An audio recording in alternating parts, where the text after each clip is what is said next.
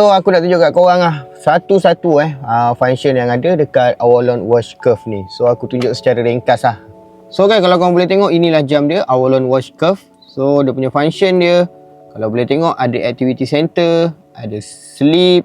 So kita buka sikit sleep. Sleep ni dia bagi tahulah activity center.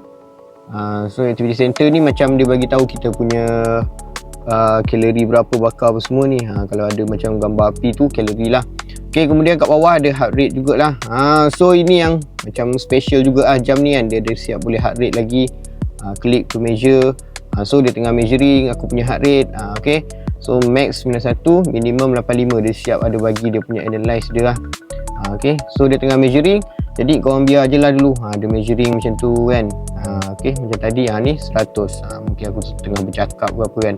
Kemudian ada call lah. Untuk call ni aku dah ada tunjuk dekat video sebelum ni, macam mana aku jawab dan macam mana aku call semula. Kemudian ada exercise. So exercise ni segala macam exercise ada nampak agak puas hati juga dengan harga dia kan. Kemudian ada blood oxygen. Blood oxygen ni kalau macam korang tahu, model yang agak jam yang smartwatch mahal-mahal je selalu ada kan. Tapi tak sangka yang jenis yang macam murah sikit ni, yang harga range dia dalam 100, ada juga dia punya function ni. Okay. So ada stress ni banyak lah. Weather, message, camera control. Camera control ni bila korang dah link dengan handphone korang. Okay. So ada music control, ada relaxation, voice assistant, timer, alarm, stopwatch. Menstruation ni untuk orang perempuan kan. Ada flashlight, find phone, macam-macam lagi okay.